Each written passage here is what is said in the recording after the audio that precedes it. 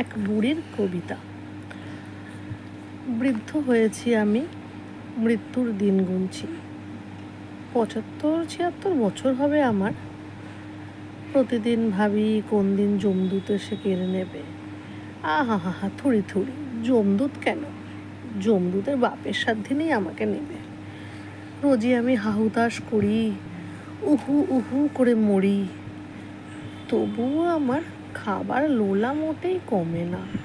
আমার এটা খেতে ইচ্ছা করে, সেটা খেতে ইচ্ছা করে, কষিয়ে কষিয়ে মাছ খেতে ইচ্ছা করে, কষিয়ে কষিয়ে মটন খেতে ইচ্ছা করে। আমারও তো ইচ্ছে করে, যদিও আমার পেটে সয় না, তবুও আমি সে কথা মানতে চাই না।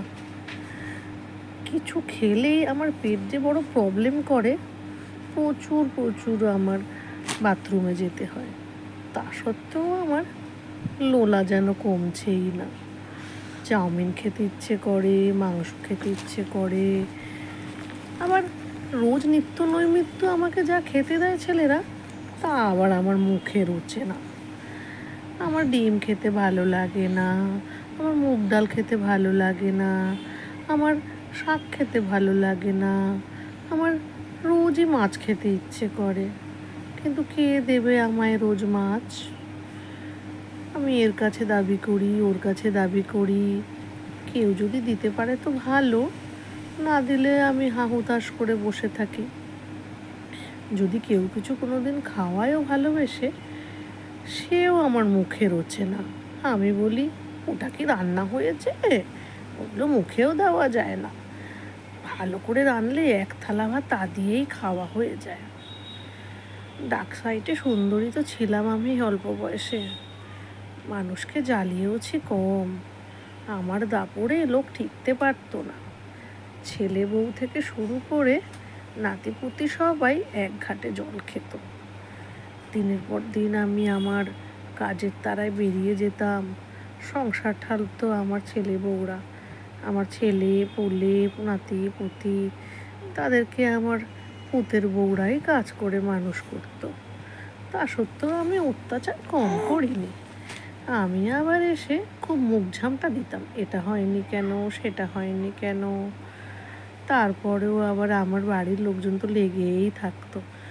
আমার বোনেরা, আমার ভাইয়েরা, আমার হ্যানা ত্যানা আত্মীয় স্বজন 14 গোষ্ঠীকে এসে আমার ঠেলতো আমার পুতের বউরা।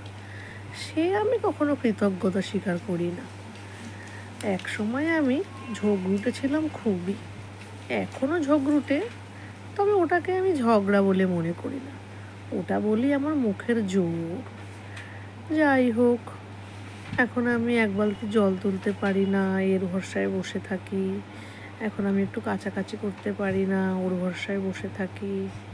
তা সত্ত্বেও আমার মন যেন কিছুতেই ভরে না। কেউ যদি একটা শাড়ি দেয়, বলি, এটা কোনো শাড়ি হলো? কি কাপড়, কি জাতা! যদিও কেন বলতে ইচ্ছা করে ভালোই হয়েছে, তবে প্রশংসা আমার মুখ দিয়ে কোনোদিনও বেরায় না। যাই হোক, ঠাকুর রক্ষে করো, রক্ষে করো। আমি এখন তাড়াতাড়ি মরতে পারলেই বাঁচি। যদিও মরতে চাই না, আরও 100 বছর বাঁচতে চাই। বড় বউ ভালো রান্না দিলেও আমার ভালো লাগে না, তারও বদনাম করি। ছোট বউ রান্না দিলেও ভালো লাগে না, তারও বদনাম করি। কী যে করব, অথচ নিজেও করতে পারি না, করতে ইচ্ছাও করে না। মনে মনে ভাবি, 3 বেলায় যদি আমাকে কেউ রাজভোগ রান্না করে দিত, সুখেই খেতাম আর ঘুমাতাম। এখনও যদি আমার যৌবন বয়সের মতন শক্তি থাকতো, আমি দাপিয়ে বেড়াতাম। যদি বলি জন্মদিনে তোদের আমাদের বলিস, আমি যদি বলি না যাব না, তারপরেও ভাবি যাই, দুপুরে ভালো মন্দ হয়েছে, খেতে চলে যাই। আমি এইখান থেকে ওইখানে 1 পা চলতে পারি না, কিন্তু কেউ যদি নিমন্ত্রণ করে, তত্তরিয়ে আমি 10 মাইল হেঁটে বা 1 মাইল হেঁটেও চলে যেতে পারি। অথবা আমি 3 তলাতেও তত্তরিয়ে উঠে যেতে পারি। কি আর করব, বুড়ো বয়সের স্বাদ। ঝগড়াতে আমি কম যাই না, লোলাতেও আমি কম যাই না, কিন্তু কোনোদিনও আমার মুখ থেকে ঠাকুরের নাম জপ আসে না। না আসে হরে কৃষ্ণ, না আসে কীর্তন, গীতা পড়া ওই সব তো দূরের কথা। ভাবি কার নামে নিন্দা করব, কার নামে বদনাম করব, আর কার নামে সমালোচনা করব।